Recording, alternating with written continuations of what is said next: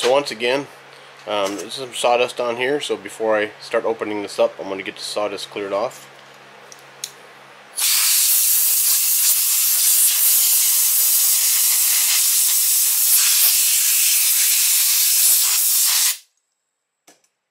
That should do it.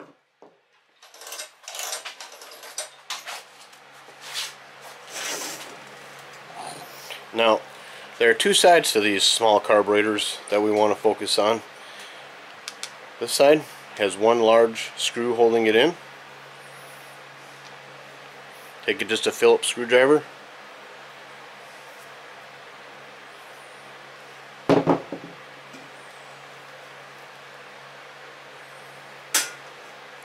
And then push this off.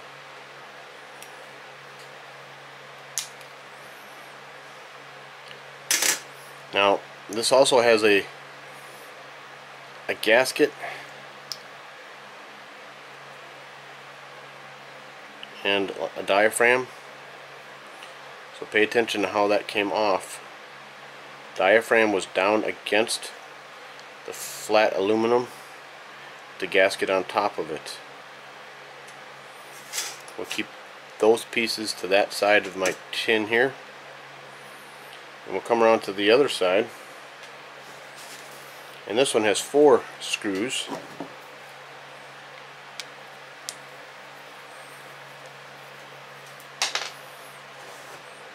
I like to keep those to the other side.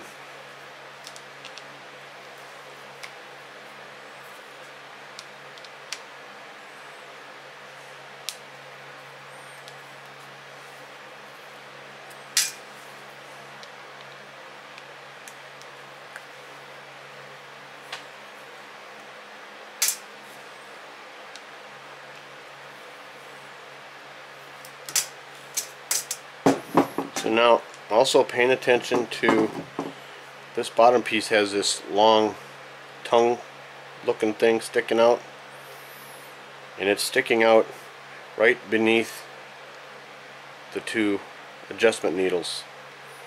That's the position you want to put it back in. So if we lift that off of there, you'll see underneath another diaphragm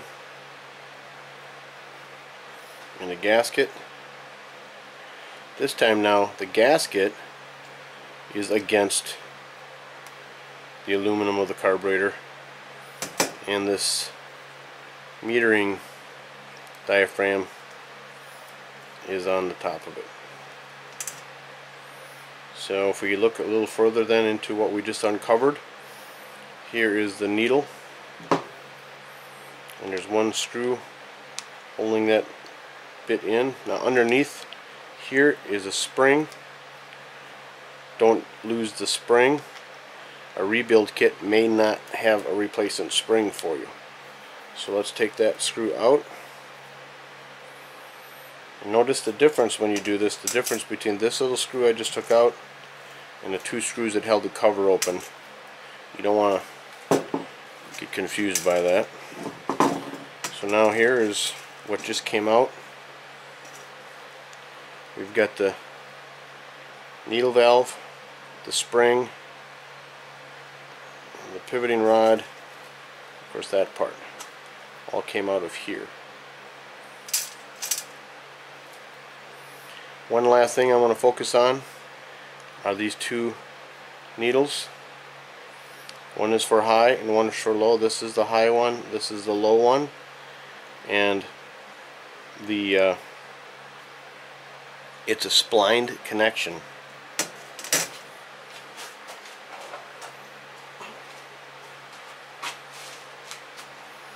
I said splined connection, right? Well, it's a splined screw. So you can go on eBay or Amazon or wherever and get yourself one of these tools. It has a splined slot inside, and I did is I drew a line on here with a Sharpie. And the reason for that is because we're going to slip this over the top. We'll start with the high, and then we're going to turn it in until it seats all the way, and we're going to count how many times it goes in, so that when we put this all back together we can put it right back in the same position. So By turning it in, we're going to go, alright, that's 1 revolution, that's 2 revolutions, and that is about a half. So 2.5 on the high needle, and then we're going to back the whole thing out completely.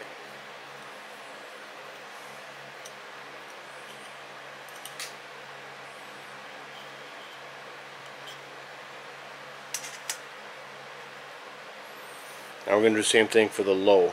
So find your mark and then count how many turns in. 1 complete turn and about 3/4. So 1 3/4 on the low. Now we'll back this out.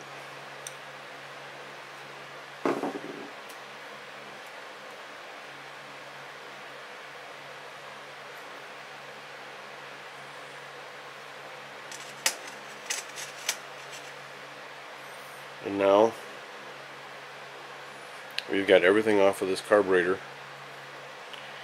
In here is a little screen. If that screen is dirty, you may want to replace that, or you will want to replace that. And that a replacement screen usually comes with a rebuild kit. In this case, it looks pretty clean. I'm probably not going to touch it. I will, however, get the rest of this fuel line off of here. There we go.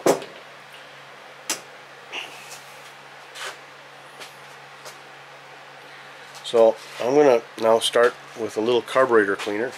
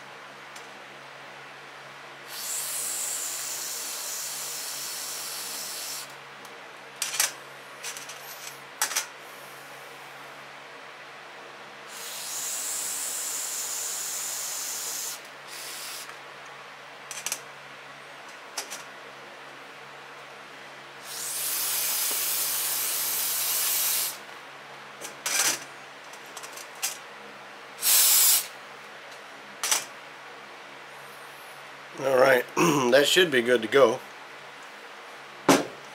And now I'll get my new kit. Alright, so now we're looking, again, I didn't know if I mentioned this, but this is a Walbro WT carburetor. And in my experience, I find that this, you can be more specific. You can find these rebuild kits all over the place, Amazon, eBay, different small engine repair people, your local shop, wherever. But more often than not, I'm finding if I keep the Walbro K10 WAT kit in stock. This is a multi-purpose kit. I have never used every single part of one of these kits. They're pretty reasonable. You can, if you're willing to wait for them to be shipped from China, you probably get them for about $1 or $2 a piece. But they've always worked out well for me. So what I do is I find the parts from my kit here, for example this one here, and I start going through all of these parts that come with this kit, and I find the parts that work. So here's the gasket, and then there's the diaphragm, And then the other one that's a little more tricky is this one.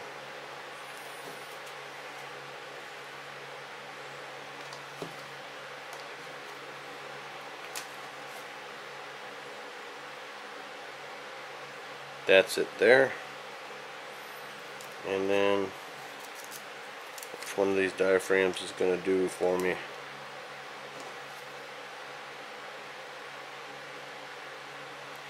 I believe that's it right there.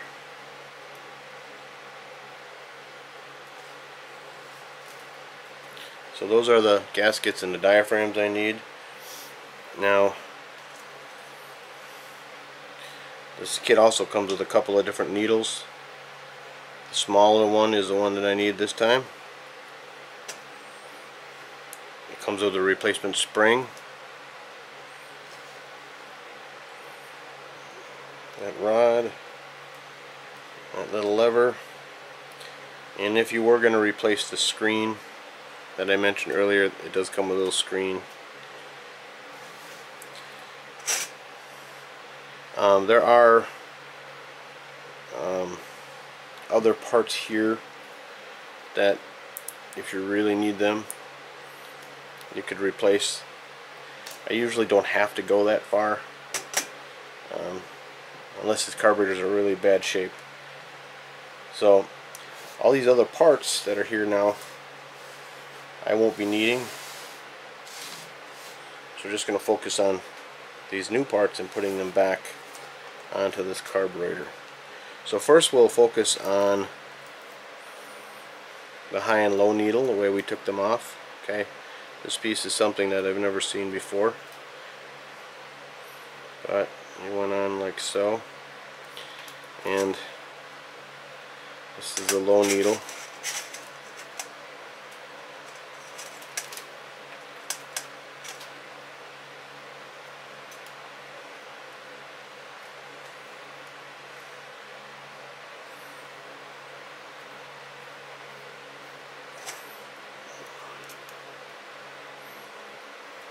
Okay.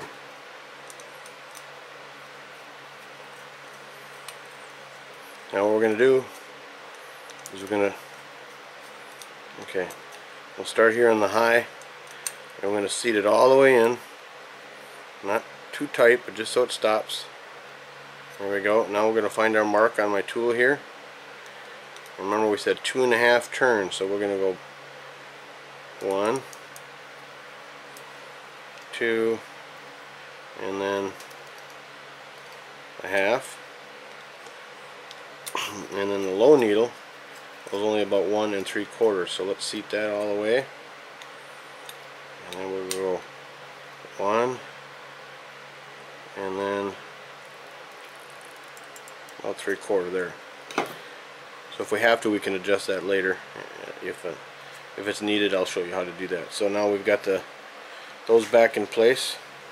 Let's focus in on this guy here. Now the hardest part about this is this spring has to sit in that little hole,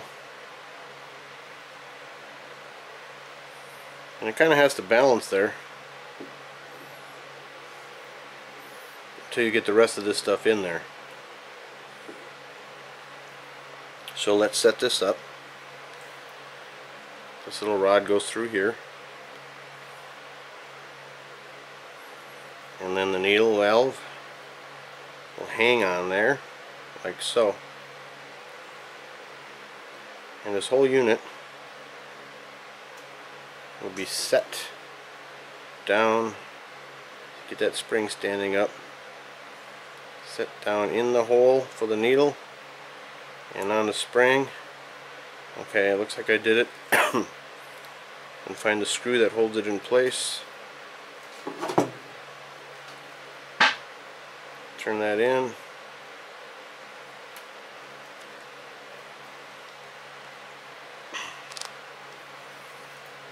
There we go.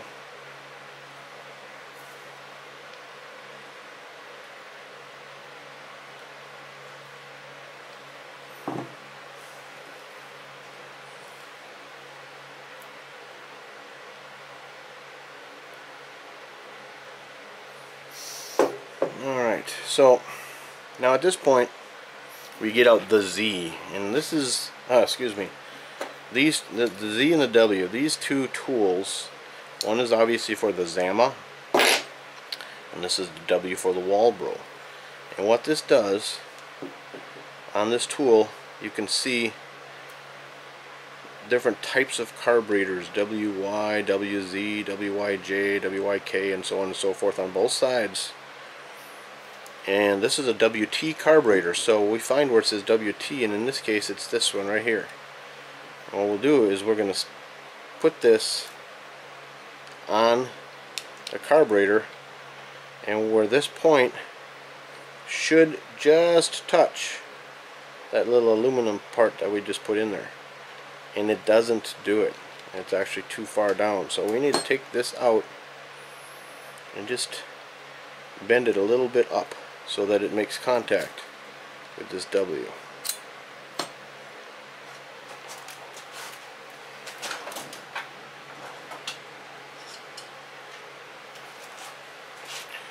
Can maybe do it this way.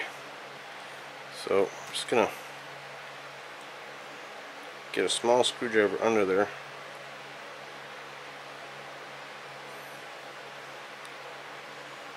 Pry it up.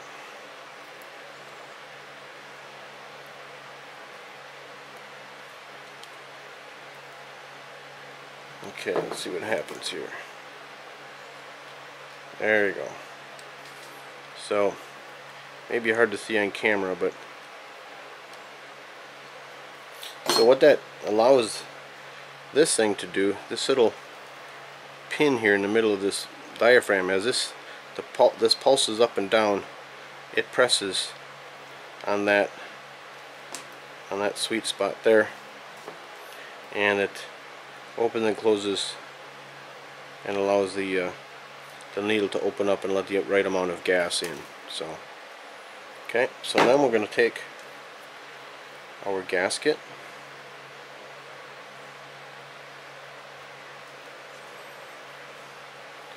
and then our metering valve, our metering diaphragm, like so.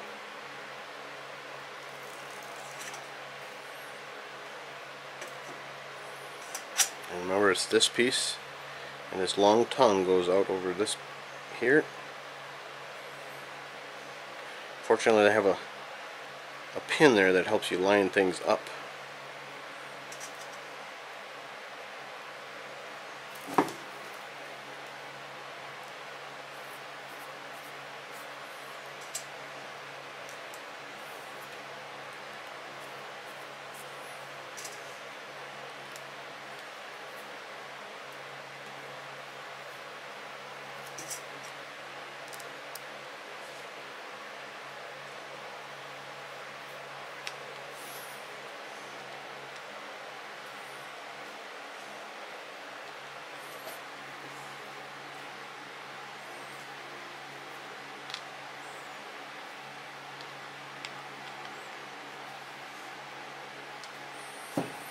Now we flip over to the other side, and once again we had mentioned earlier that the actual diaphragm here would go against the aluminum. And if you take a close look at this, okay, there's a couple of flaps, and those flaps act as check valves. And you'll notice when you put this in place, it covers up a couple of specific holes on the carburetor.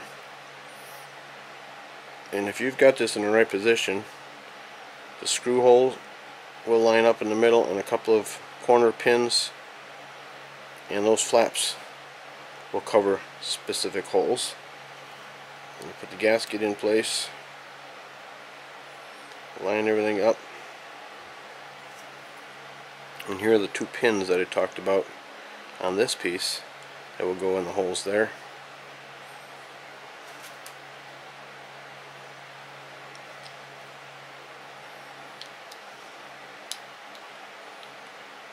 There we go, I felt everything sit nicely.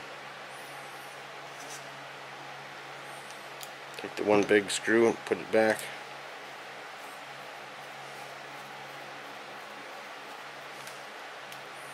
snug it up good.